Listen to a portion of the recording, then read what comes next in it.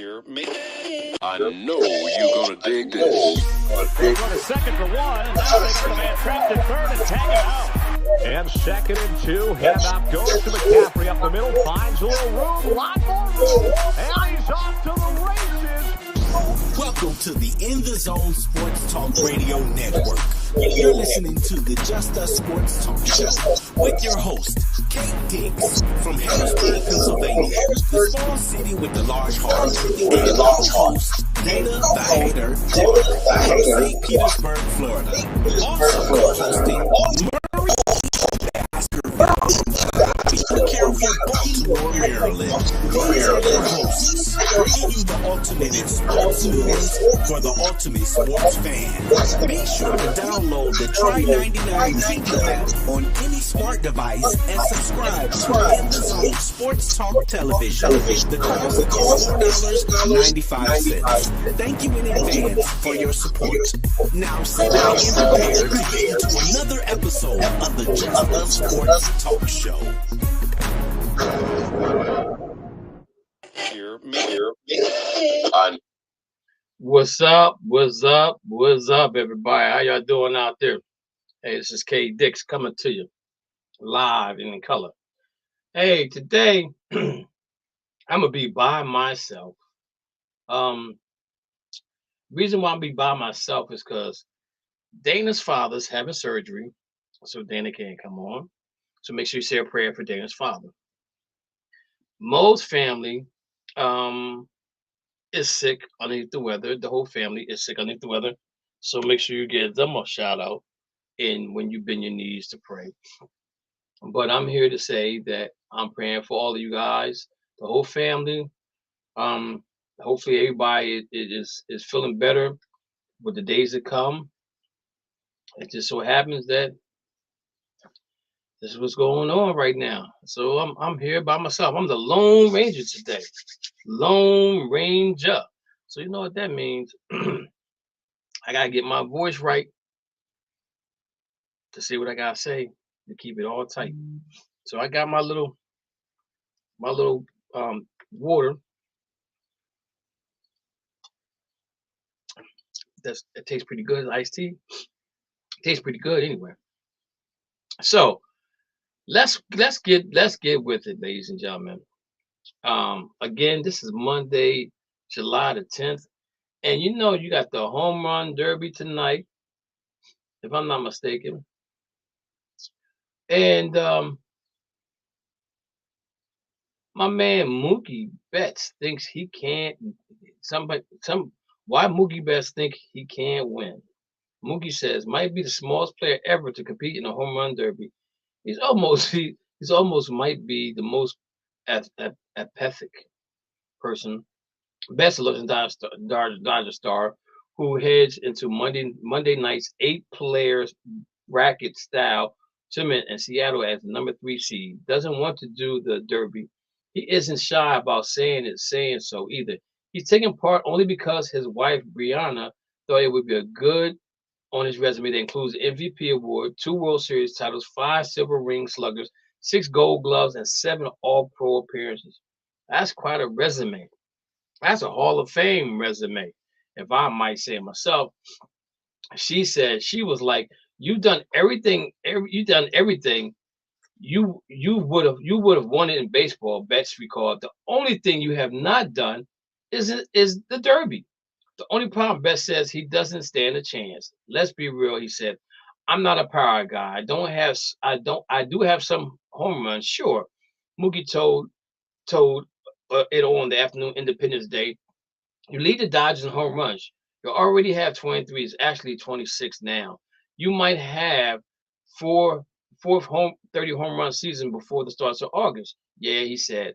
But let's all go 382 feet. BaseballReference.com lists Mookie Betts at 5'9", 180 pounds. Based on his site unofficial measurement, nobody has ever competed in a derby at 5'9" or shorter and 180 pounds or lighter. The couple of notable 5'9" players participated is Miguel Tejada, who who won in 2004, and Ivan Rodriguez, who reached the finals in 2005. But they were heavily stronger, able to generate power efficiently, and gifted with the freedom of mishitting balls that carried on. So these are the players that's going to be in a home run derby. You got Julio Rodriguez, Peter Alonso, Adel Rashomon, Luis Robert Jr., Valdez Guerrero Jr., and your boy Mookie Betts. Let's see how well he does in the home run derby, ladies and gentlemen. It's coming on tonight. I'm going to miss it because I'm doing the show. You know what I'm saying? But I might turn it on my TV and see what's going on with that. So let's go ahead and look at what's going on in Major League Baseball as we're entering halfway point of the season. All-Star week coming up. And so in the MLB 2023 standings as of July the 10th, 2023, this is what it looks like in American League. Tampa Bay Rays are 58-35. 35-15 at home, 23-20 away from home, 149 run differentials. Won one game, 3-7 the last 10. They had lost a bunch in a row, if I'm not mistaken. The surprising Baltimore Orioles are 54-35. 2 games out of first place. 26-18 at home, 28-17 on the road, a plus 48 run differential. Won 5 games in a row, 6-4 in the last 10. You got the Toronto Blue Jays, who are 50-41, 7 games out of first place, 23-18 at home, 27-23 away, run differential of 34, won 1 game, 6-4 in the last 10.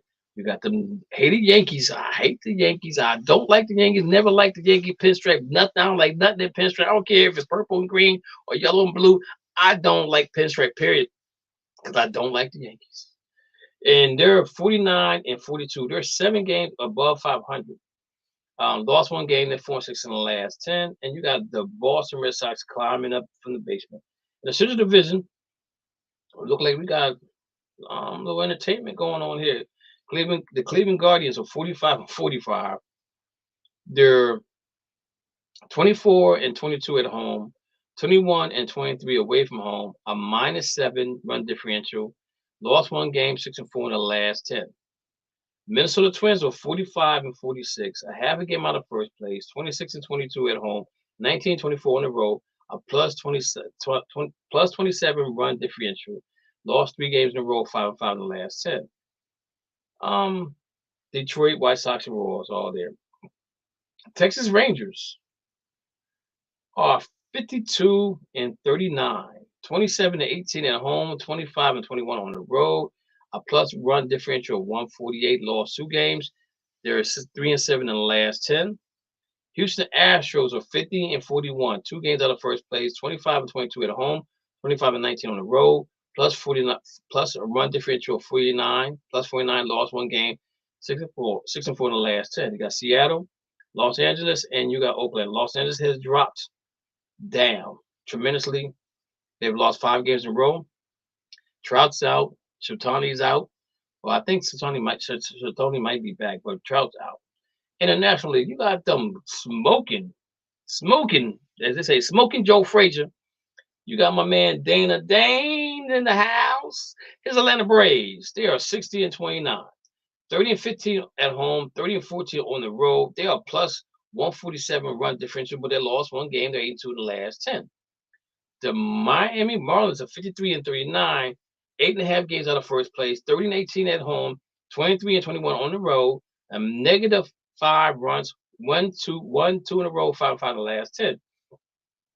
You got the Philadelphia Phillies now. They're 48-41. But I'm gonna talk about them for a minute because they have been winning on the road lately. They have been doing something lately on the road. They won like a bunch of games, like 13 games, 14 games in a row on the road. Gotta give them credit for that because they're doing their thing on the road. They're doing their thing on the road because that's what they do. They're on the road. But this is the thing, ladies and gentlemen, at 48 and 41, 12 games out of first place, 26 and 6, 22 and 16 at home, 26 and 25 on the road. They, like I said, they won a bunch of games on the road, so they're one game above 500. They're +9 run differential, lost 2 in a row. They're 6 and 4 in the last 10. You got the Mets, the Nationals coming up next. You got the Mets, who's spent a whole lot of money, a whole lot of bread. They backed the Brinks truck up to the Mets and paid them. But they're at 42 and 48. Disappointing season. In the Central Division, you got the Cincinnati Reds with 50 and 41. They're 23 and 21 at home, 27 and 20 on the road. They're -9 run differential, lost 1 game. They're 7 and 3 in the last 10. You got the Milwaukee Brewers at 49 and 42, 1 game out of first place, 26 and 21 at home, 23 to 21 away from home, -13 run differential, 1 game to 6 and 4 in the last 10. You got the Chicago Cubs and the Pirates and the Cardinals coming up in the rear. Out west, my Dodgers are back in first place. Well, they kind of tied. They're kind of tied at first place. They're 51 and 35. They're 29 and 16 at home, 22 and 22 all on the road, a +76 run differential, won 4 games in a row. They're 7 and 3 in the last 10. The Arizona Diamondbacks are 52 and 39. They're tied in first place. At home, they're 26 and 24. On the road, they're 26 and 15. They're a +27 run differential, but they lost 1 game. They're 4 and 6 in the last 10. San Francisco coming next, and then you got the Padres, who gave out a whole lot of cash money, and they're 43 and 47. There was a guy on Facebook that was talking all that trash about the Padres doing this and the Padres doing that, and the Padres spent all this money, and that's where he at, next to last. Let me tell you what they're doing. Let me tell you what they're doing. So they just beat the Mets 2 games, lost 1 game. They beat the Angels 3 games, lost to the Reds, beat the Reds, lost, losses.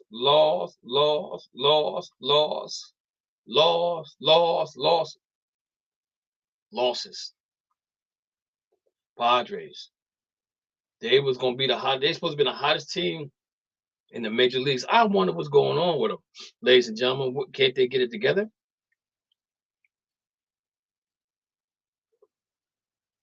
Do you think that they will come around after All-Star break? They should. I would beg to say they would come around after All-Star break. And so let's take a hard, stiff look at what they got going on after All-Star break. What we got?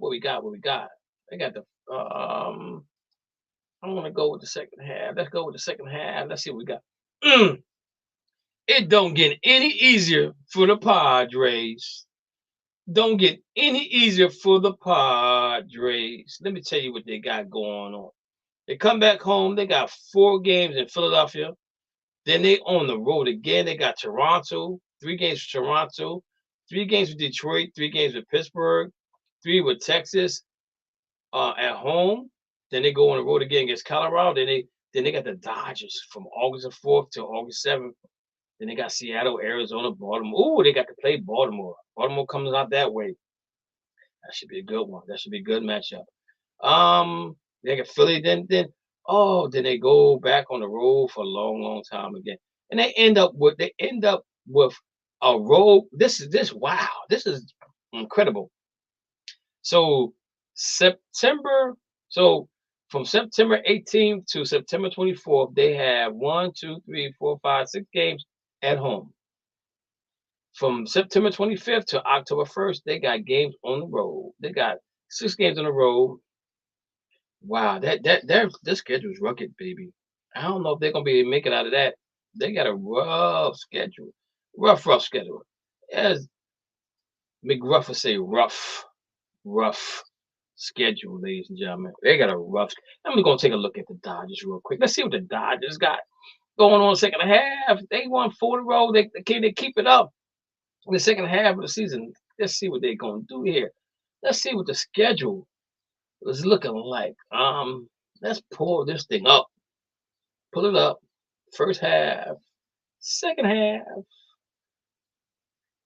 Uh-oh, they come east. Oh, oh, they got the Mets. 3 games. They got Baltimore. That should be really interesting. They got the Texas. Then they go home for Toronto, Cincinnati, Oakland, San Diego, Arizona, Colorado, Milwaukee, Miami, Cleveland. Oh, they're going to road to Cleveland. They got to go to Boston. They got Arizona. Ooh, got Arizona. They got Atlanta. Then they go to Miami. Then they got Washington. They got San Diego again. They got Seattle. They got Detroit. They got San Francisco. And they end up on the road as well. They got from September 26th to October 1st, they got San Francisco. I'm sorry, from September 21st to October 1st, they got San Francisco at home in 4 games. They got Colorado at home for 4, and they got San Francisco away for 3, and then Colorado away for 3. So it don't look good for them either. They got to play some serious baseball, ladies and gentlemen. They got to get it in where they can fit in. You know what I'm saying? So let's see what the Dodgers do from this point on. Next up, let's talk a little NBA, WNBA. So in the Eastern Conference, you got the New York Liberty, who are 13-4, Connecticut Sun, which is my club, they're 14-5. Then you got the Washington Mystics, Atlanta Dream, Chicago Sky, and Indiana Fever. The Vegas Aces, man, they're 17-2. I want to know, how is it that these expansion teams are better than the other teams? Vegas ain't been around long, you know what I'm saying? And they already got a title. They're 17-2. Dallas Wings are 10-9. Minnesota Lynx are 9-10. Los Angeles Sparks are 7-12. Seattle Storm is 4-14. Phoenix Mercury is 4-14. I'm gonna say this: I think the Sparks might end up with a new coach because 7-12 ain't getting it. They lost 5 in a row. They're 2-8 in the last 10 games. My team is Connecticut Sun, baby, and we in second place in our conference, but we in third place in the division or the league. I'm sorry, in the league we're third place. So, but my girl Alyssa Thomas is doing her thing, baby. She's had a few triple doubles. She done broke some records on some triple doubles, baby. She's from Harrisburg, PA. That's my girl, Alyssa Thomas. Says Thomas adds a record with their 5th triple double. Man, look at my girl doing her thing. She doing her thing. Go, Alyssa Thomas has 5 triple doubles. She's doing the thing, man. She last game she had 11 points, 10 assists, 10 rebounds, and had produced a triple double in consecutive games 3 times in the past 7 games. Brianna Stewart scored 24 points for New York. Not important. But my girl getting it in. She getting it in, baby. Yeah. She getting it in. That's what I'm talking about. You do your thing, girl. Do your thing. Right on. Right on. Right on. So, let's talk about the NBA news. Can we talk about some NBA news? Let's talk about Damian Lillard. What is he gonna do? Can Damian do what needs to be done when it needs to get done to get himself out of camp? It's a little quiet in here. It's just a little quiet in here. So this is what I'm gonna do for you, ladies and gentlemen. While I'm talking, I'm gonna do something nice here. We'll do something nice because it's just too quiet. Too quiet for the brother to be on the air. And let's hear something. Let's see if I can get something more going here. Let's see what I want. When you shop with We don't want that. We don't want that. We don't want that. We just don't want that. We don't want that.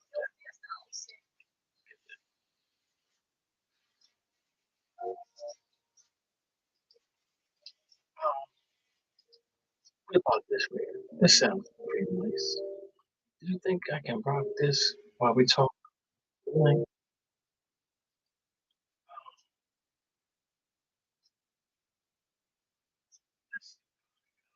that's kind of like too relaxing. What y'all think, ladies and gentlemen? What this sound? Okay, now we can go with this. We can rock with this. We can rock with this right here. That's just the background. This music don't belong to me, but and it is. So what's going on, ladies and gentlemen? I'm back. I'm back. All right, so let's get with it. Let's get with it now. Yeah, yeah. I like that. I like that jazz, baby. So in basketball, Damian Lillard um had requested a trade from the Portland Trailblazers, and he wanted to go to one or two teams. First team was Miami Heat. Second team was the Brooklyn Nets.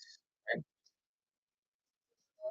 But the problem with going to Miami Heat is all the pieces they had that jump ship and went somewhere else to play. And they went and got their money. Max Struz, Vince Cage, whatever his name is, went and got paid. They got paid some big money, baby, to leave Miami. Now Miami is stuck with nothing. Slick hair Willie, what you gonna do? What you gonna do when they come for you? All the trouble is said, look, it may take months. It may take, he said, it may take minutes. It may take hours. It may take days. He even said it may take weeks.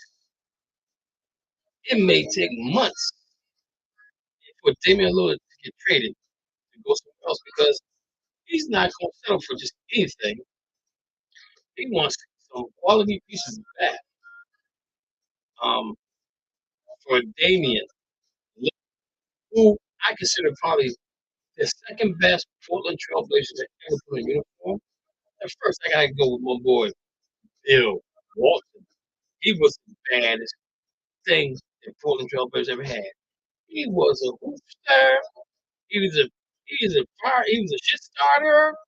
If you don't know about them in Portland and fighting in the finals, Bill Collins got a black eye. Maurice Lucas was fighting Chocolate Thunder. And guess what Dr. J was? Dr. J sat in the middle of the court and watched all this go on. But a few years later, with the help of Charles Barkley, Dr. J gave Larry Bird a three-piece because Larry Bird was talking trash to him. But when he had to go fight against Marcus Lewis, Mark Lewis, and the big Bill Walton, beat Bill Walton. He sits in the middle of the court and just stands by and watches. Who does that? Can somebody make sense out of that for me? Because I'm telling you, that's what happened. I'm just telling you that's what happened. But anyway, getting back to your point. DL. Bro, I loved your game. I love the person. But man, why'd you wait so late to ask for a trade? Now, I'm going to say this, ladies and gentlemen. I found out today, or early today, or yesterday, that the Portland Trailblazers asked Dame to sit out some games so they can take to get the #1 draft pick, which we all know they didn't get, but they got Scoop Henderson, who's a bad shut your basketball player. So damn, I think they owe something. They were saying they owe him something. Now, what do they owe him? I don't know because at the end of the day, they love you and they love you, Dame. But it's like we gotta get what we can get for Dame. And I'm gonna say this, too, ladies and gentlemen. You never show your hand when you play poker. You gotta have that poker face. You know what I'm saying? If you're gonna wear glasses, make sure they're black glasses and they can't see your card. You got to play, you gotta have the joker face, the poker face, I mean. And they showed their hand. They came out and said, this is where I wanna go. You should have kept it to yourself. I thought people would learn after the debacle with Anthony Davis going to the Los Angeles Lakers, how that turned out. It turned out well for them because they got that draft pick, which was fixed. You know what I'm saying? The draft pick was fixed again. All these draft picks be fixed sometimes. I'm telling you right now. But let me tell you what he said. Blazers GM shared critical updates on Damian Lillard's trade. If it takes months, it takes months. The Portland Trailblazers GM Joe Cronin shared a key update on Damian Lillard's trade. Per NBA sources, Adrian Wojciechowski, the Blazers GM, is in no hurry to trade his star guard. Blazers GM Joe Cronin tells reporters on Damian's charge. It may take months. It may take months. The Blazers, this potential means that Lillard could remain the Blazers ranks if Miami fails to provide the appealing kind of assets that the 32-year-old can bring to the team. Blazers early NBA insider Sham Shimmeron had an opinion that ample first-round picks in order for the Blazers in Lillard's trade. This is a framework with Miami where Portland would end up with 3 or 4 first-round draft picks. Miami had 2 that they can trade out. There's multiple teams that would trade out at least 1 first-round pick for Tyler Hero. Maybe you're looking at an expiring contract, usually 3 first-round picks, maybe assets for Damian Lillard. The latest update thought Joe and Rojo. While the latest update will sound alarming to those who believe that Damian Lillard the Heat is inevitable, previous thought takes from the NBA side guard would play if he did not if it was a different team. So my thing is, so Portland's hands are tied to Dame going where Dame wants to go. So my question is, how is it that now you want some goals, you want to go somewhere, but they don't have no assets? And the thing about it is, if you kept this underneath your hat, not told nobody where you're going, Miami could have probably happened by now. It could have happened. It could have happened by now. You know what I'm saying? But that's where you showed your poker hand, baby. So here we go. It says here, he's just not going. He's just wouldn't go. A person familiar with Damon thinks they told Mark Minton of course not.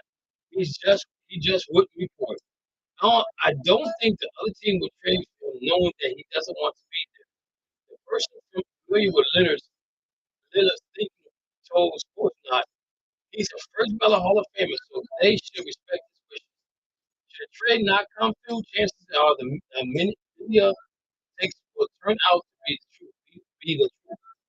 We sincerely appreciate and respect your reader. Oh, that's so again, if he gets traded somewhere else, he's not going to report. Okay, so now this is my thing. You can make the trade and already have another trade involved with Miami some kind of way so that Dame can get to where they wants to go. That's a possibility. I mean, you can make it work. Somebody can make this work. You know what I'm saying? You can make this. The numbers can match if you do it the right way. Okay? But my thing is right here. Oh, so you don't want to report to me, but you report to Miami.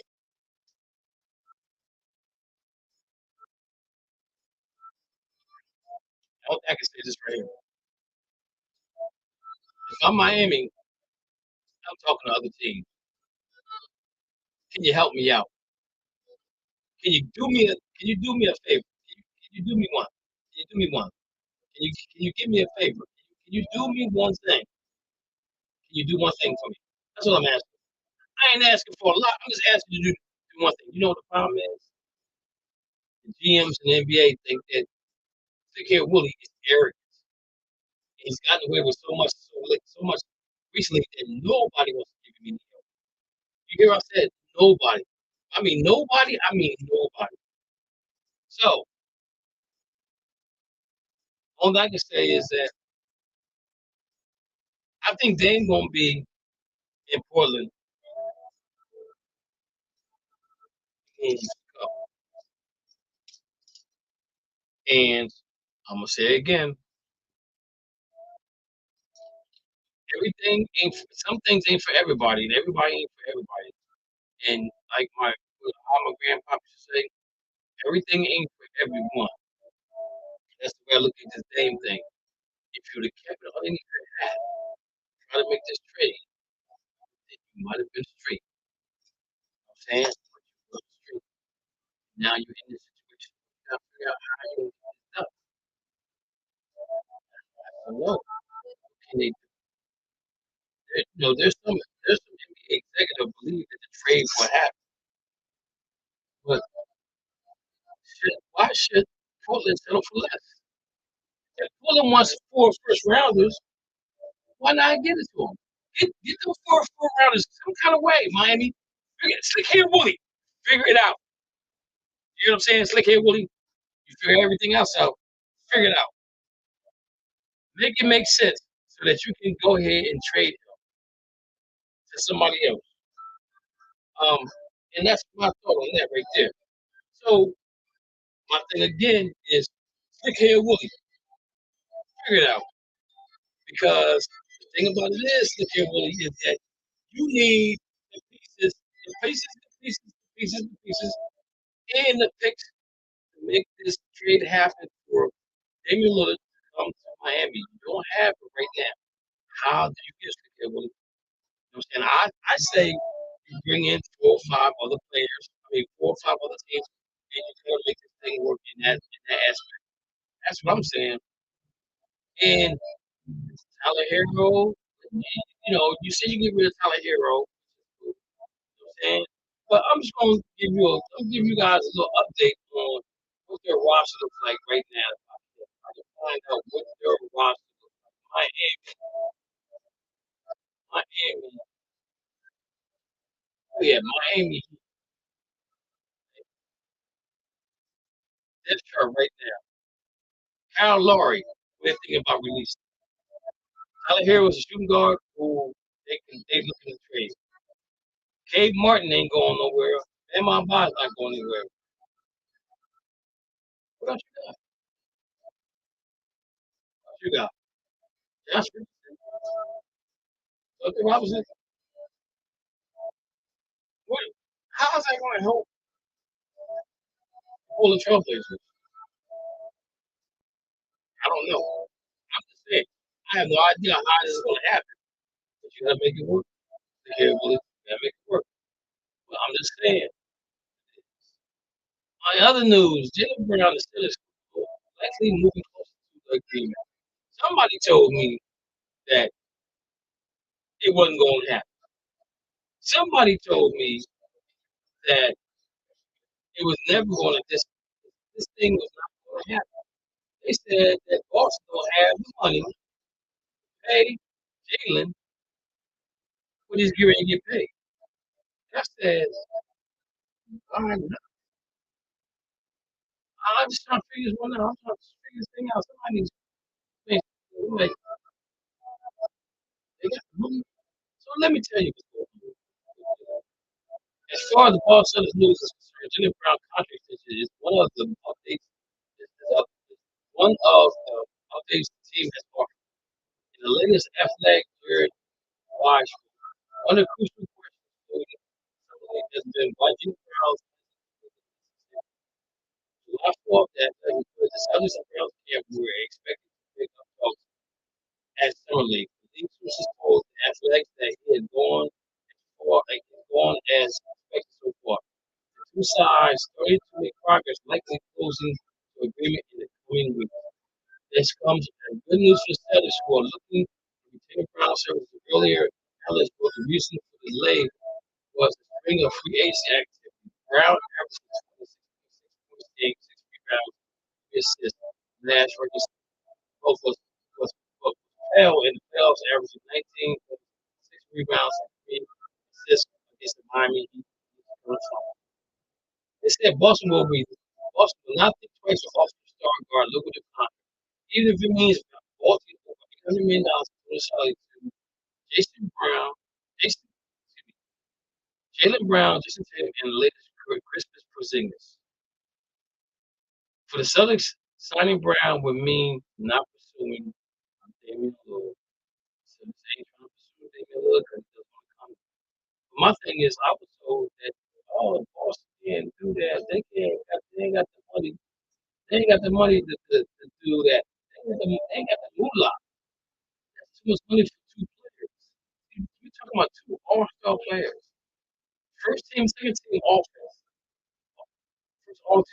First team, all team, all NBA team, second all team, all NBA team. You're gonna find the money. Trust me. Anything else? I'm looking here real quick.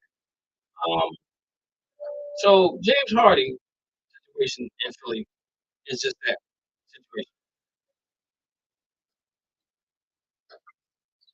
It's just a situation. Okay. It appears that's what it says here. Reading what it says. 76ers Joel Embiid hopes James Harden mindset can be changed after trade request.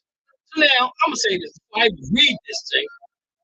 Opt in on your contract and ask for trade, but you get the coach that got you to the playoffs and got Embiid to could arguably be the MVP last year and this year. Could have been arguably my head itches, ladies and gentlemen. So I had to take my hat off. But arguably, it could have been the MVP last year and this year. And James Harden goes him up on the bus and he's fired. But then James Harden comes around and says, "Oh, I'm opted in." Who does this, man? Who does this? James Harden. You know what I'm saying? So it says it appears this is guard. James Harden is on his way out. Nothing. But Joel Embiid,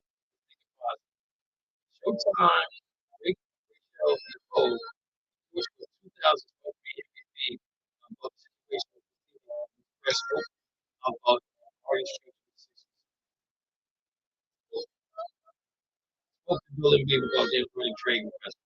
Embiid says he's hopeful Harden's mindset can be changed. The two were partying with Ruben last night at the all white party up in wherever they do. I want him to come back, obviously, so we can accomplish what we want, which is a championship. Breaking news. Northern Western SPURS. Ooh, I didn't get a chance to talk about him. Northern Western,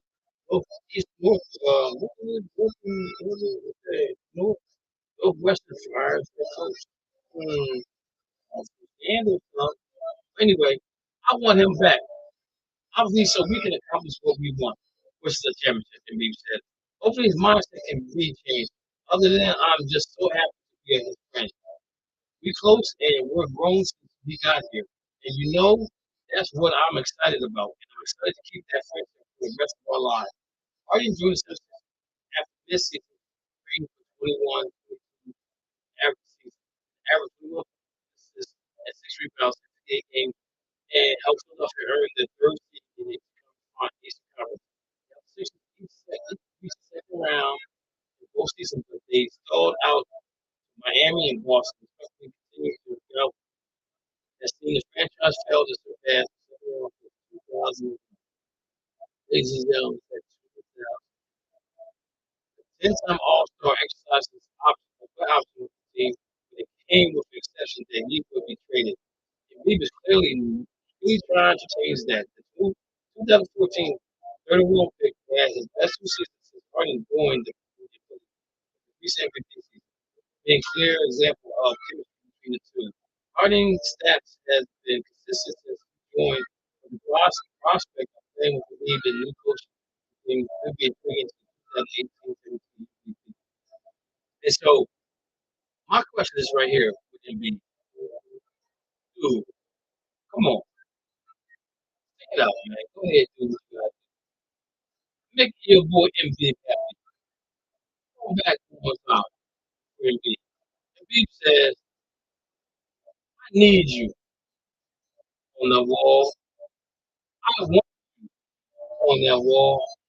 I gotta have you on that 6 wall. Embiid said.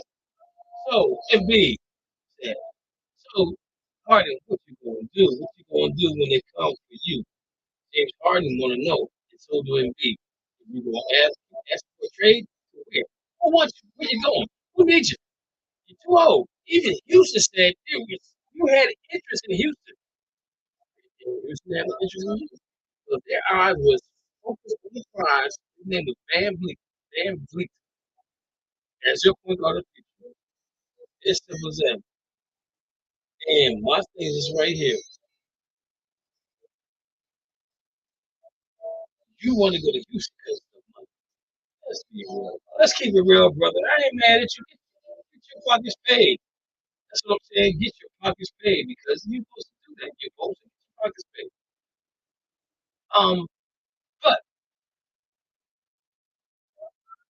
at the expense of not making the playoffs, at the expense of not getting to the NBA Finals, at the expense of not getting in the playoffs, or maybe you get into the play-in game or something like that. I don't know, man. Me personally speaking, you need to stay in Philly. I'm just saying. I'm just saying. That's all I'm saying. I'm just saying. You know what I'm saying? That's all I'm saying. To me, I think you should be in Philly. When it's all said and done, brother, that's your best chance of getting to the NBA Finals. Unless you end up with the Clippers or somebody like that. You gotta play against the different nuggets. You gotta play against the more improved Los Angeles Lakers. Is they all season I'm really proud of what they did. I ain't a Laker fan. I respect them. You know what I'm saying? So they did something great. And I ain't mad at them for it. But you have when you put pen to paper, paper to pen, you gotta make it turn into wins on the court. That's all I'm saying. That's all I'm saying. Did you guys watch any of the summer league? I watched that dude Washington. I like him. He's the only one that I like out there. Wingard JD, he can't shoot. He can't put the ball in the ocean. Wide open jump shots. I don't understand. You've been in the NBA over a year now, and you're supposed to improve on your shooting. I ain't seen what you improved. Boston needs a point guard. John Wall, John Wall, call for John Wall, John Wall, John Wall. If you ain't busy, can you come to Beantown? Because we need a point guard to run. We about to get that in Beantown. But anyway, watch Wall. Love his defense. And he can dribble drive. He can got a little handle and everything. Got a little handle, got a little jump shot. Got a little jump shot. They go stab. I don't even touch the you know what I'm saying? But he ain't really yet. We're gonna get him ready, but he ain't really yet. You know what I'm saying? But Summer League is exciting, guys. I love it because you can see other guys play that definitely trying to get themselves their name on somebody's roster. Even if the roster that they're on right now ain't the roster they end up with, if they end up on somebody's roster, then they did what they had to do. They proved to somebody in that summer league that they had the quality to play at the next level. And that's what we like to see is them play at the next level. It's not expensive. So be mindful, please be mindful of players that you let go. Like the kid Bean, like I can't think of his name right now. There's a couple guys on there I really like. Bean kid, I like. He reminds me of Max, Tyler Hero guy. They got Sam Hauser with him. Where is this guy going? And then we got rid of Mark. Mark. Now we get a John Wall. John Wall. You hear us calling you. We saw your workout. Why we ain't sign you? I don't know why. Let's get out with pen and paper, baby. Let's make it happen. Come to us and make it easier for you and me and us, and all threes. A little rhyme. Did y'all like my rhyme? My rhyme came on time. A little rhyme. Oh, hey, KD, I see that. Do your thing, baby. Do your thing. But anyways, Summer League is nice. I like Summer League. Wambe, Victor, oh, you can ball, brother. You can dribble, but out of shape and your stamina is not really good. Oh, Pac gonna work you out. He gonna get you fixed. He gonna get you ready. He gonna have you ready for the season. No diggity, no doubt. But right now, what I'm saying against the young boys, no, bro, you can block a lot of shots, stuff like that. Your ability and your stamina is a question. That's all I'm saying. All I'm saying is the thing. So, John Wall, he put up today for the Blazers and the Celtics. If you had the choice to pick John Wall, I'm John Wall. I worked out for two teams today and did very well. And the team I'm gonna give my services to, because you know why? Because going to make the playoffs. Most of us has the opportunity to win the championship. Something that you have never ever seen before. Haven't even got to that level. And all stop you from time, yes, they have. Go to the mountaintop and do your thing. Dance on top of the mountain and never dance before. Because you're never gonna get to that mountaintop again if you don't play like you want to play for. You know what I'm saying? So if I'm John Wall, it's not a hard decision to make. You know, the question is they giving you? You know what I'm saying? That's the big question. So we're gonna see what happens to Wall. But getting back to Victor, dude's gonna be special. 7'5", every drive, shoots a tweener, three, block shots, can pass. Somebody told me that European players think that good. Ain't up. The hater said he don't like European players. They ain't that good. The hater, hate the Bush's other brother. But you should see, did you see the draft? Did you see the draft?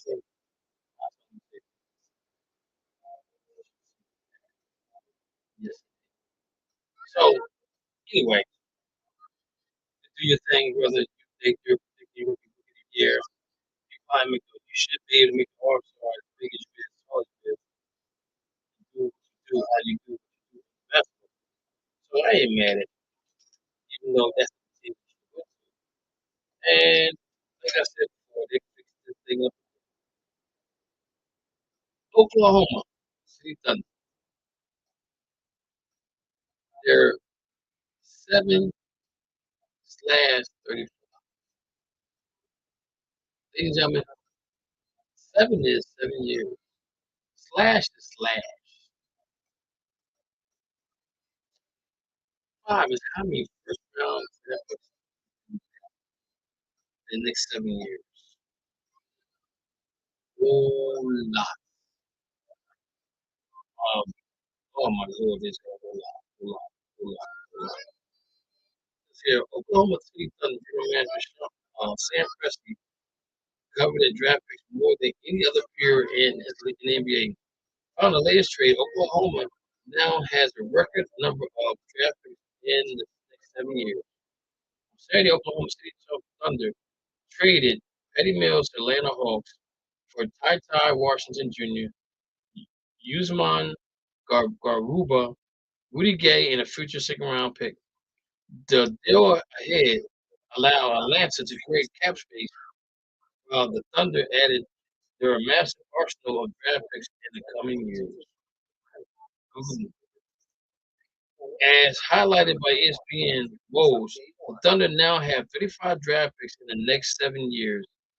Other 35 picks owned by Oklahoma City Thunder, 15 are first round draft.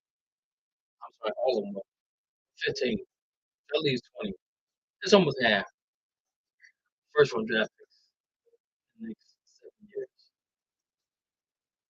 That's incredible, ladies and gentlemen. That is incredible. That's what I'm saying about that. Let's see how they handle their business when it comes to making picks and things like that. So it says here, it's highlighted. Rusty racked up a multiple second round pick this offseason before trading Mills to Atlanta. He acquired him from the Houston Rockets and also received Houston's second round pick in 2024. While the Boston and the Knicks were viewed as two of the NBA team's best positions to make a trade for another 2 years because of the connection bargaining first round picks, Oklahoma City has by far the most draft picks in the NBA. Following the latest trade with the Hawks, here are the Oklahoma City draft picks over the next 2 years. First round Houston, Utah, top 10. Oklahoma City Thunder got their own pick. Los Angeles Clippers, least favorable of 4 first goes to Denver Nuggets. And they got second round pick Houston, second round pick Minnesota, 2025. It just goes. This is arrogant. I see all of this. So they're going to be set for a minute. They're going to be set for a minute. Sweet them. Yes, indeed. Ladies and gentlemen, I think I'm going to cut this to hours today because voice is starting to bother me. And I got some dream, but it's not helping. We're going to try to go. I'm trying to stay as long as I can. So Dwight Howard says he was better than all the jokers called himself the top 10. Now I'm gonna say this. Dwight Howard, Hall of Famer, never speaks for himself. He has an NBA title, dunk contest, all defensive team, numerous years. But if Joker played when you played, yeah. But if you play right now with Joker, Joker got you. Joker can pass, he can shoot, free throws, he can dribble drive, shoot the three.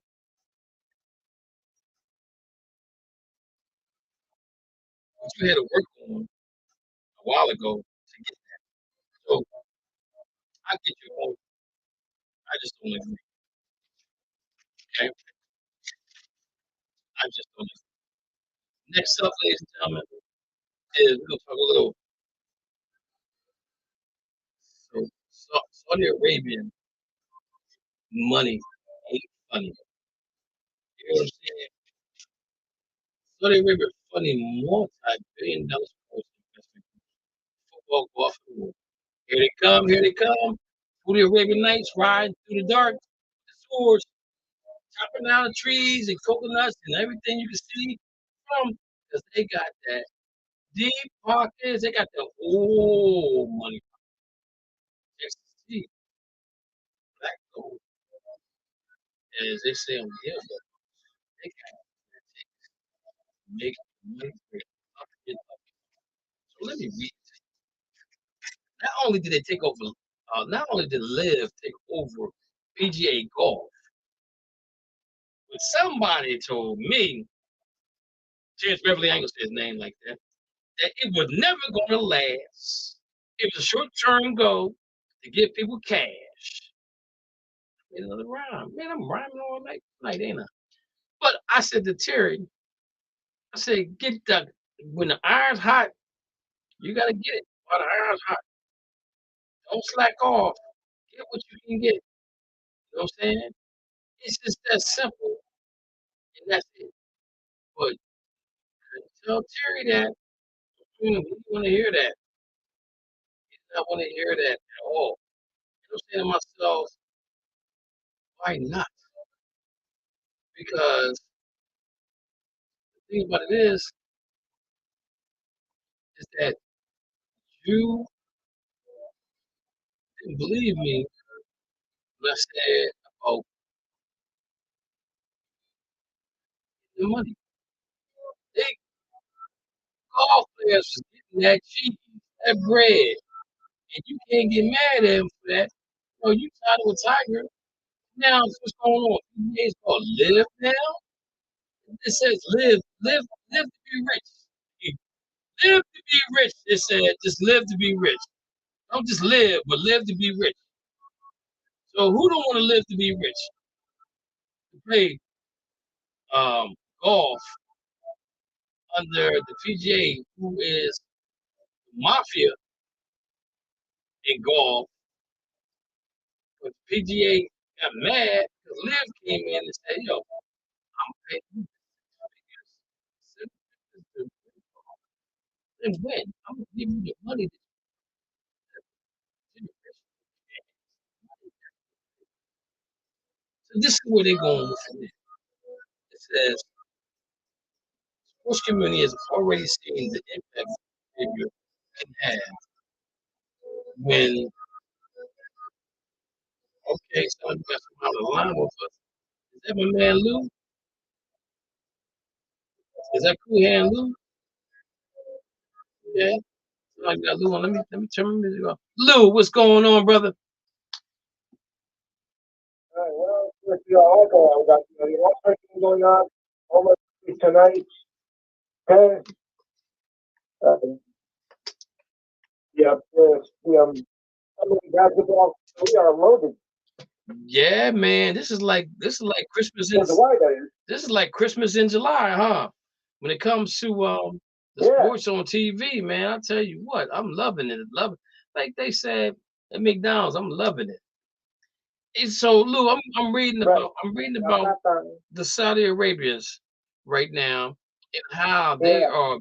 banking money into other sports. So I'm just gonna read this to you, and then you give me your opinion on what you're thinking, brother. It says sports community has Sure. already had an impact what Saudi Arabia can have with a large, wealthy group of investors get involved in the game, as we've seen with Live Golf.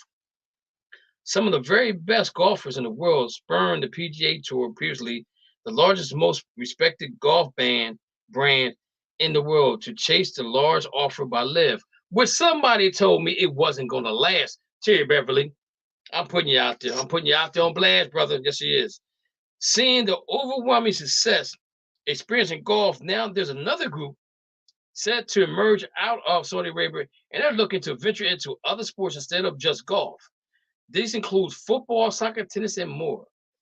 The plan, according to Financial Times, is to launch a multi-billion-dollar investment company, seeing if they can expand the horizon for golf, soccer, to other sports as well. This new group will be part of the Kingdom's Surge Wealth Fund. There's no word on how quickly the billion-dollar investment group will spring into action, what sports they will target first, or if they have any significant plans like we have seen to fund the new spin-off sport brand like Live, Live. I'm sorry, but it's clear that Saudi Arabia plans to become a sports juggernaut in the near future, thanks to focused business plans. Lou, what you talk, how you talking, what you hear, what you're saying about this, Lou? Are you okay with Saudi Arabia coming over here and making money? Yeah, that's going to be the sports world. Us, your territory. Now, this is our term still. You have to do anything. Real person go on. Really. So Lou, let me ask you a question. Okay. If they come to you and say, I'm gonna offer you a 6 figures to play golf, What's the catch? and PGA said, I'm gonna give you 5 figures, who you gonna go play golf with? Well, I mean, it's going to be a catch. It's going to go up like that. So, you never have to try to sneak away the edge and break away from, what you've been accustomed to. After this, we're not exactly, always playing SPURS. So, you have to be careful with that and deal with it well. Very So true. I'm very cautious about that. Very true. Very true. I don't disagree with you. Very, very true. Very, very, very true. You got to be cautious. Yes. So I'm thinking that most people are going to do their homework on these guys from Saudi Arabia and see where the money's coming from. And if the money is legit, they won't quit. You know what I'm saying? That's where I look at it. Right. And the only thing I'm saying, you gotta weigh your options. But man, they coming in here doing their thing right now. They talking about other sports making money for them. Yeah. I mean, eventually we're gonna see basketball, football, baseball overseas. Like, you got baseball going over to London right now, playing over there. You got football in a couple countries. Next you're gonna see basketball. Basketball's always been in other countries, but you're gonna see a lot. You're gonna see a lot of it coming forefront, because that's what they do. And I am not mad at them for making the move, because my thing is, if you're gonna put some money in my pocket, ain't no catch to it, Lou. I'm gonna do what I gotta do, because I'm all about taking care of my family. And if this can be generational wealth, oh, I'm sure enough gonna take it. You know what I'm saying? I'm gonna take that and run with it. Now, if there's some clauses in if there's some clauses in this thing, then I'm not gonna take it. I'm gonna stay right where I'm at. A million is a million. $1 million is $1 million. However you turn it, flip it, rub it around, it's $1 million. You know what I'm saying? So we're gonna see where this goes. But I'm telling you right now that you got some owners right now that's in Major League Sports right now are not happy about what they're reading about Saudi Arabia coming here and bullying them and saying, "Yo, I got $12 billion. I'm buying the team, and yeah, we're gonna play at least 1 or 2 games in Saudi Arabia every now and then. We're gonna be away for Christmas. We're gonna be away for New Year's. This is what I'm going to do. You know what I'm saying? So I'm saying that to say this, though. I think that if the money is legit, just don't quit, because the kind of money they dishing out, man, it's a lot. And the PGA is mad because now the PGA, I don't know if the PGA gonna change their name to Live PGA or PGA Live, whatever they're gonna do, they got to do something. But I was told that it was not going to last. Terry Beverly, that's what Terry Beverly told me. He said when it first came out, I was like, yo, get your money. He said it's not gonna last, Kevin. I said, well, how you know? Because it's fast money. I'm like, fast money? What are you talking about? I didn't understand the fast money part. He said the complexity of the situation is that nobody gonna understand what I'm trying to say when it comes to Live, and nobody really cares. And I'm like, man, Terry, come on to the show. Let's talk about the complexity of the situation that applies to Live and how Saudi Arabians are making money, and people are making money, and people are winning, and they're making money, and they're taking money home to their family, and they're supporting their family. That's all I know. That's all I know, man. That's all I know. Okay. On that situation right there. Real quick, let's talk about some football. Just came down the pike. Northwestern president may have erred on Pat Fitzgerald's punishment. Just came across my phone that he got fired. I don't know why he got fired. I know there was some hazing going on. Well, I can read the article to you guys. Well, Okay. So it says here, a day after Northwestern announced 2 week suspension of football coach Pat Fitzgerald for hazing allegations, the university president issued a second statement suggesting that the school may have erred in the severity of the discipline.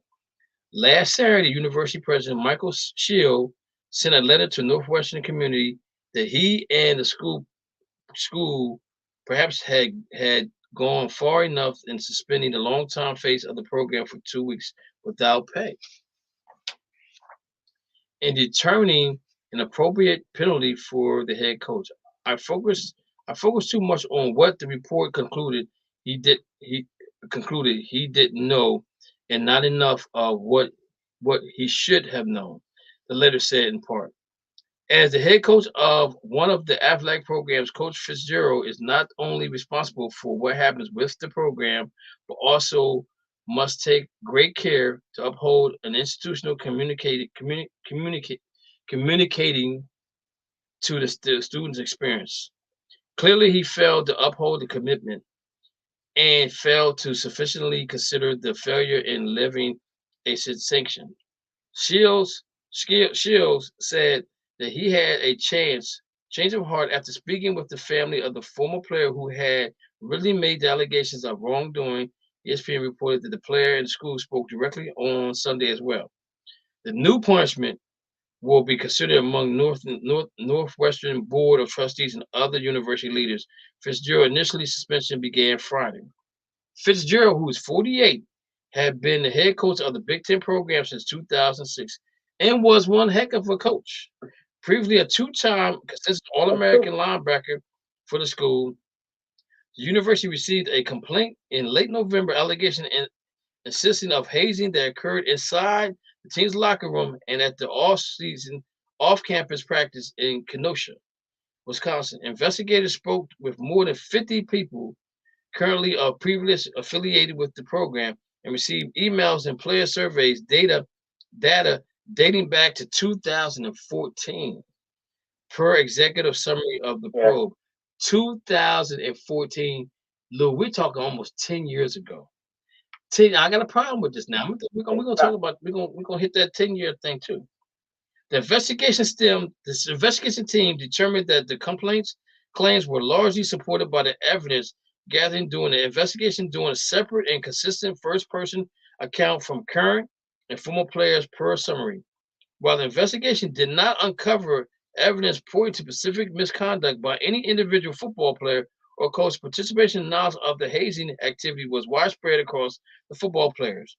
I was very disappointed when I heard about the allegations of hazing on the football team, Fitzgerald said. Although I was not aware of the allegation incident, I've spoken to university officials and they informed me of the 2-week suspension effectively immediately. Northwestern football pride themselves on producing not just athletes but fine young men with a charter benefiting the program and a university.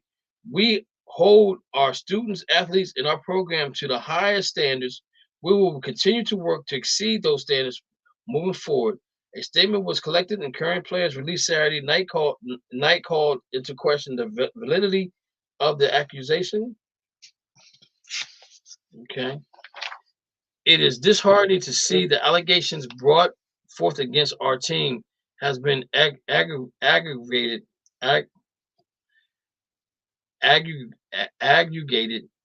and twisted into lies. This fabrication has been made with the intention of harming our program and tarnishing the reputation of our dedicated players and coaching staff. The players' statement said, "We firmly deny the validity of the accusation and stand united in assertive that we do not reflect the true character of our team." In addition to Fitzgerald's suspension, Northwestern would also originally announced a discontinue of football practice at Camp Kenosha. An independent monitor began to assign to the team among several changes aimed to provide better oversight. The Wildcats were coming off a 1-11 record in 2022. They will open the 2023 season at Rutgers on September 3rd. Fitzgerald is 110 and 101 with 10 bowl appearances, 5-5 record, 17 seasons as the head coach of his alma mater. Now, I'm gonna say this, Lou. If it happened 10 years ago, it happened 10 years ago. Now, somebody may say, "Oh, Kevin, you don't know what you're talking about. Even if it happened 10 years ago, it still happened. It needed to be accountable for." But my thing is, 10 years ago, hazing was okay 10 years ago. Now, they never said what type of hazing they did, Lou. You didn't hear that, did you? So, Lou, let me ask you a question. Do you think he should have been fired? Do you think that something should have happened to the team? Well, Because it's I think this is a reaction to that because, easy, talking about this. I mean, it's easy to talk on college campus over for like 100 years or something. That can cause endangerment to, the players. I don't think that's right. I mean, that really is not very. I don't know about the firing them, reduce salary or suspension, but firing themselves, that's 10 years ago. That's a little bit too extreme. yeah, Just having start the season, yeah, I take them away from the season, but over this was a little too harsh. yeah, Lou. I kind of agree with you on that too. I think if it did happen 10 years ago, then that's what stays 10 years ago. If Here's my question: if if you it happened 3 years ago, why is it getting punished now? exactly, and my thing is if the students that got hazed, if it caused any kind of ill effects to their livelihood or to them as a person, then that's a different story. Because now they can't be the most productive person they could be without if they never would have got Right. hazed. So I can understand that. So if that was an issue going forward on a situation if it became a situation where this was the problem, then I totally understand. I totally agree with it. But if that's not the case, then I don't understand. I mean, I understand you can suspend them or get rid of them. I think that's a little bit over the top. And unless something else comes out that has happened after the fact that this kid can't walk or the kid's paralyzed or he has mental problems or he's having nightmares while he's sleeping about the hazing, then I kind of get you because that means the hazing went a little bit overboard. Um, as people know that that hazing was part of being part of the team. You always got hazed for whatever it Right. was, right, wrong, or indifferent. It depends on how the hazing goes. Me personally, Yeah. if I'm on a college football team and I want to haze, I'm gonna haze somebody. I'm like, okay, you need to know the history of the team. I need you to tell me who was if you're a left tackle, tell me who was the best left tackle that came out of here in the last 15, 20 years. And I'll give you some assignments. You gotta know them. If you don't know them, then we going out. We're gonna do some push-ups, we're gonna do some sit-ups, we're gonna do some jumping jacks. But the thing about it is I'm gonna do them with you, right? So it ain't really called hazing, but the only thing I'm asking you to do is know your history of your team. Know the history of the school you go to. Know the history of the records your team had prior to you getting there. That's the kind of hazing I would probably do. I'm all about the history. I'm a history buff, so I think that would be would be a good thing for them. But it is what it is, man. It is what it is. Any other thoughts on this, Lou? No, I mean, I know that is nothing new. And, that's how I initiated, clubs and whatnot. It's nothing new. I'm just going to dig on that. I don't think it's right. But the punishment here does not fit the crime at all. Yeah, I kind of agree. I'm not saying anything, but, Yeah, I kind of agree with you on that, Lou.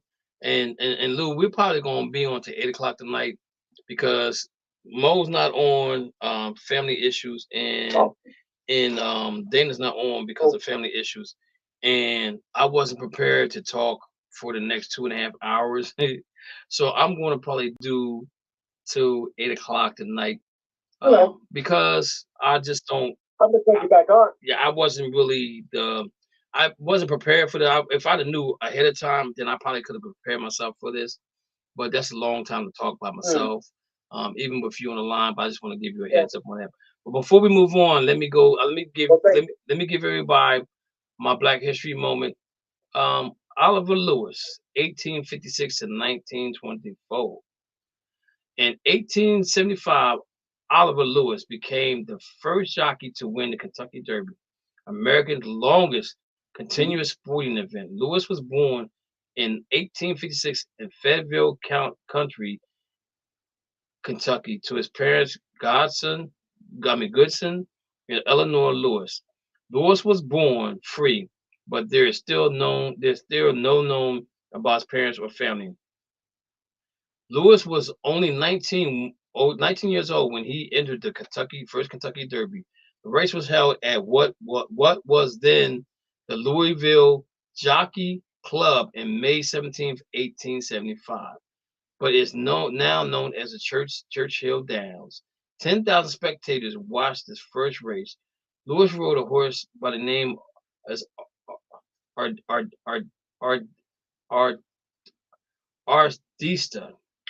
Artistas, which was one of the two colts entered by the same owner, H. Price McGrath of Jasmine, Kentucky. The other horse, Chesapeake, was ridden by a guy by the name of William Henry. Although the same owner entered both horses, Chesapeake was favored to win the 2,850 purse. Now that's back in 1875. That's a lot of money, because it's still a lot of money today, Lou. So they about to get some bank on this thing. Lewis was told his job was to lead most of the race to tire out the other horses. Out of the 15 jockeys in the field at this first Kentucky Derby, 13 of them were African Americans. Artiste trainer Ansel Wilson was also an African American. Oliver Lewis followed his instructions and was pushing most of the field while trailing a horse named Volcano for the most of the race. However, in the last stretch, Chesapeake was unexpectedly so far back that packed by Artista and the Volcano were running neck and neck for first place. Lewis and Artista pulled away nearing the finish line and won the race by 2 lengths. With that victory, Lewis became the first jockey to win the Kentucky Derby. Later that season, Lewis came in second in the Belmont Stakes in New York and won 3 more races at Louisville Jockey Club, riding Artistas in all of them. He would never ride in Kentucky Derby again. However, he would retire after that racing season for unknown reasons. So I think that Oliver Lewis, first black jockey to win Kentucky Derby from 1856 to 1924. I think he said, "The heck with y'all, I'm going to win this race." And he kept on winning some more races, and I think they probably might have blackballed him. That's all I can think of. He might have got blackballed out of being a jockey for the Kentucky Derby. But this is a Black History moment, as we call it today. Yo, Lou. Yeah. Le'Veon Bell said he smoked marijuana before games. You have a problem with that? Oh boy. Well, I mean, I don't think it's right for athletes to use any kind of substance game, because that it could be a form of cheating, just like we're using substance today to put their hands and whatnot. I think your natural ability, to play practice hard, play hard, go for it, because in the long run, it's going to do more harm than good. So I would say, don't do so. I don't even think medical use. Still, it can have a lot of side effects, during or after the game. So my advice is, don't try to use it, because in the long run, it's gonna hurt you. Well, it could.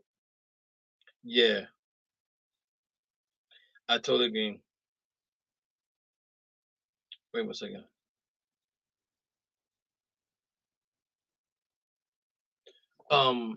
I totally agree, Lou. I think that sometimes when you overdo something, it does affect your body, and you can't keep doing things like this. But let's read what he says. Where is the article at? And I'm gonna say this, Lou. I printed the article off, and it printed something completely different than what I wanted to read. How about that? This is, oh man. Okay.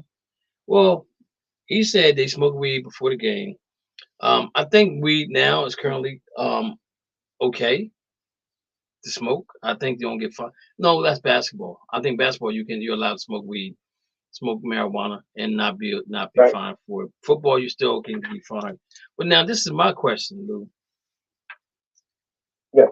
Why did he never get caught? You got to be pretty sneaky not to get caught. But I think eventually is because all athletes get caught sooner or later, whether it's wacky tobacco, marijuana, or that new substance you put in their hands. Eventually, he is going to get caught. Right now, it's just the luck stuff. When you luck, he is going to get caught eventually. You said wacky tobacco. I ain't heard that in a long time. My I said grandparents, wacky tobacco. Yep. my great grandmother called it wacky tobacco.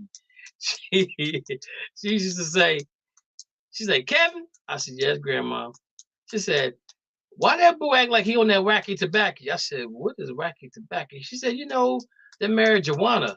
She couldn't say marijuana. She married marijuana. I said, he married Joanna. She said, no, not married. She's like, no, not married nobody. Married Joanna. I said, that's a 90s term, Kevin. And I said, you mean marijuana? She said, yeah, the wacky tobacco. I said, Grandma, they ain't called it wacky tobacco in a long time. She said, well, that's why I know it as wacky tobacco.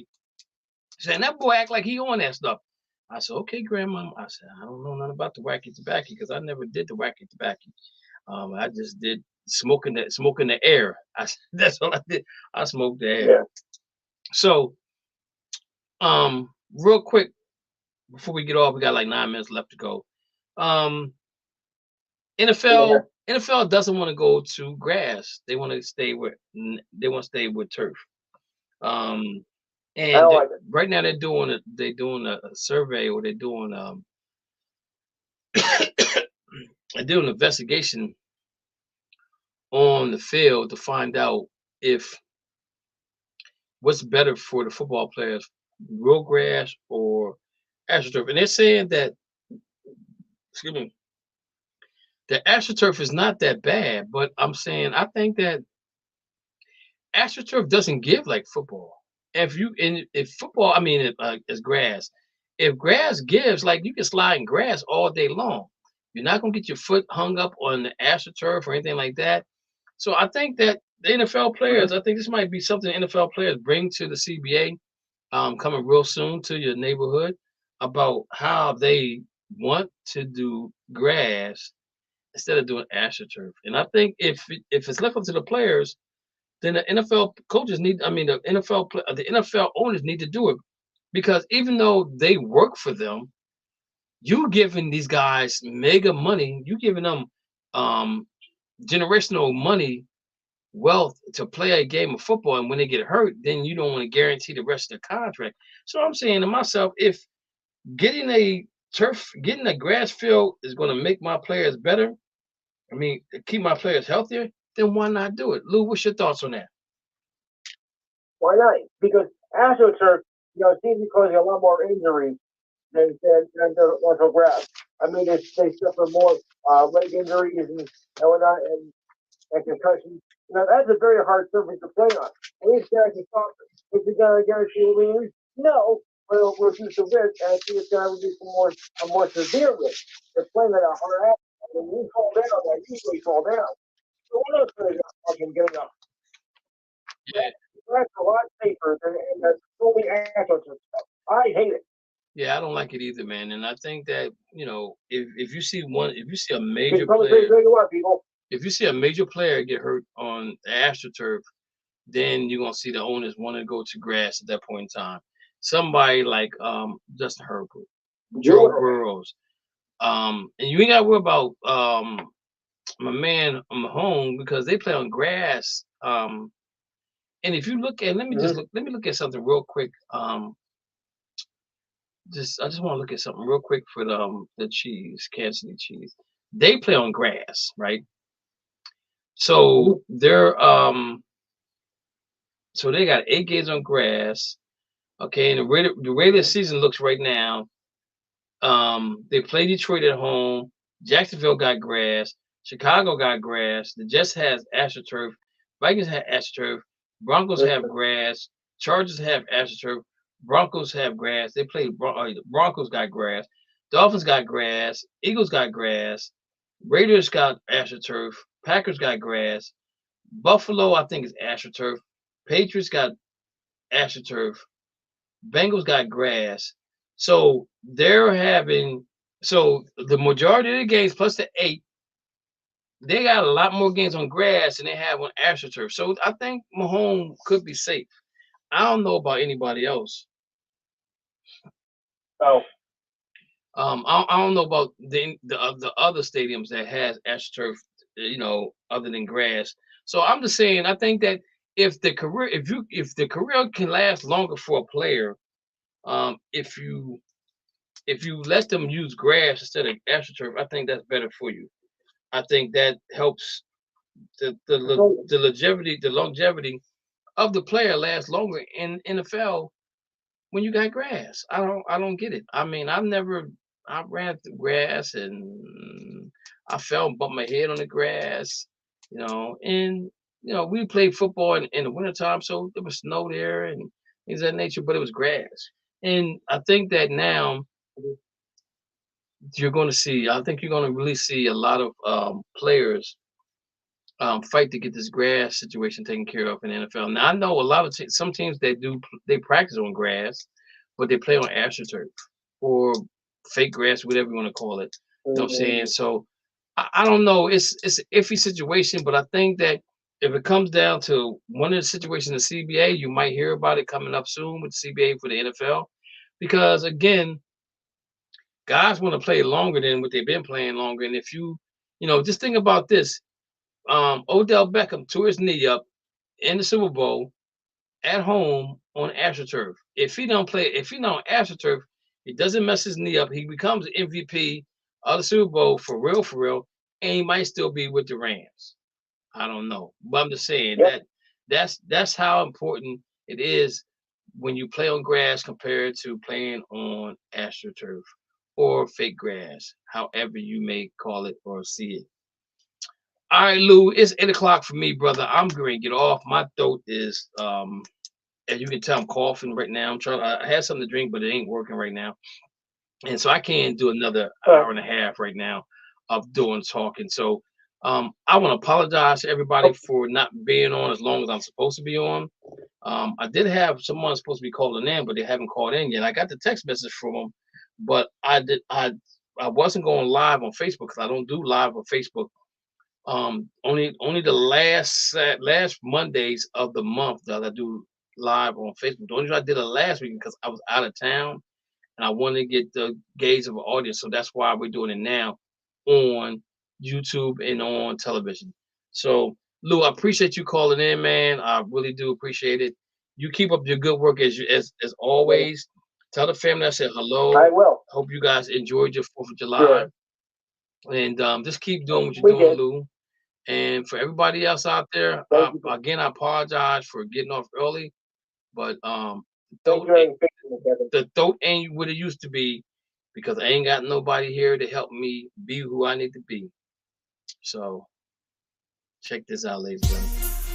Thank you for listening to the Just Us Sports Talk Show. You have been entertained in the sports world by KBS. From Harrisburg, Pennsylvania, the small city with the large heart. Hader Clark from St. Petersburg, Florida.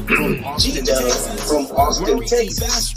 Murray E. Baskerville from Baltimore, Maryland. And Cole Maryland from Charleston, South Carolina.